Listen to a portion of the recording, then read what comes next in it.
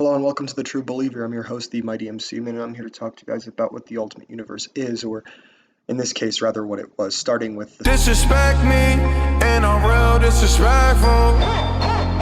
The Ultimate Marvel Universe was an initiative created by Marvel, when some would say at their lowest, to pretty much sell readers to their classic comics by presenting them with a more modernization of these characters, specifically in the form of Ultimate Spider-Man and X-Men. Those were the biggest selling ones, from what we're led to believe, and then only the latter, being Ultimate Spider-Man, happens to be the only one that was remembered. Later on, we would get more comics like Ultimate Fantastic Four, and because people thought that the Avengers brand was dead, they renamed the Avengers in the Ultimate Universe the Ultimates. They didn't really want to do the Ultimates.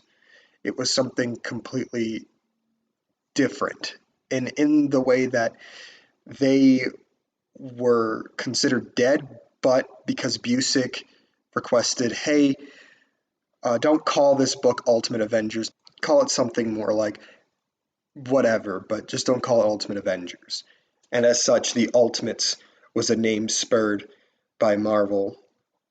And we really got some interesting stories there for a little bit from the Ultimate Universe all around. You know, we got more grounded modernizations of these characters. They felt real, but in the worst way possible. Depending on the writing, whoever handled it, it was really a good time to be reading these books back in like 2002, 2004.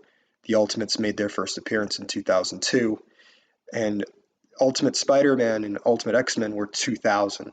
These were the years where, the mid 2000s, where the Ultimate Marvel Comics were probably at its most popular.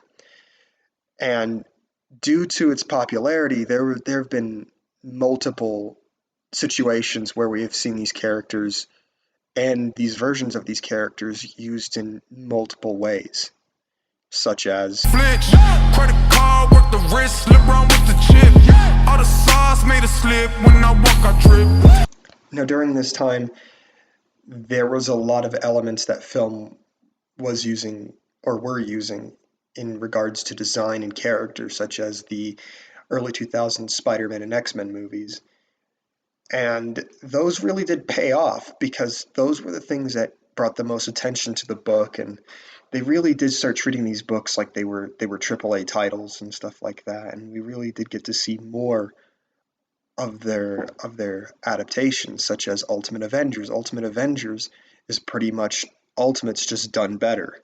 We saw the same thing with the Avengers movies, where it's pretty much an amalgamation of the Ultimate Universe, but and the 616 universe, but we see more characters do more in the MCU as they would in the Ultimate Universe. There's a lot of similarities and comparisons that could be drawn between the MCU, the Ultimate Universe, which the Ultimate Universe is very heavily based off of, and most of the 2000s X-Men, Spider-Man, Fantastic Four, and Hulk movies.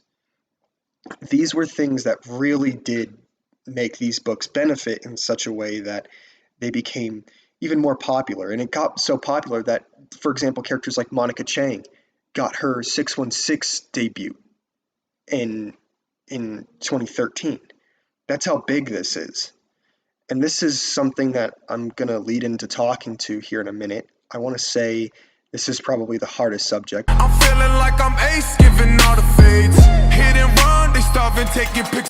All right, so getting into the reception, we have to take into consideration that the rest of the Ultimate Universe is probably remembered for its faults, specifically Ultimates 3 and Ultimatum being Marvel's like next big thing, you know, the earth-shaking event, and when in reality it was just made to kill the Ultimate Universe, but it failed at doing that because it was also a terrible story.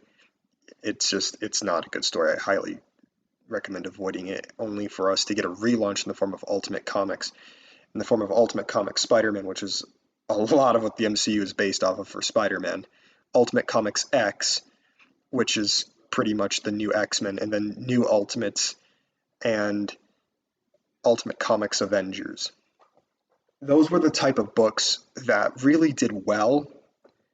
They were selling a lot better than they used to, or, well, they were still selling, but we have to take into consideration that those that was a time where Marvel pretty much got back up swinging with the Ultimate Universe. And this relaunch helped slash hindered a little bit. We did get a new event that you could draw Civil War parallels from, but not really. But there was a consequence that did level the playing field in a way that we got new characters, things that this universe was supposed to promise us. You know, this is the ultimate playground, as Marvel used to call it. And we got stuff like Miles Morales and Jimmy Hudson. This really shook up the way that we saw these characters from this point forward. I think the Ultimate Universe happens to be one of these things that is remembered for its faults, but it has its merits. And with that being said, I'm going to bring this video to a close. I hope you guys have a great day. Thank you for tuning in and watching this video. I greatly appreciate it. You guys have a great day.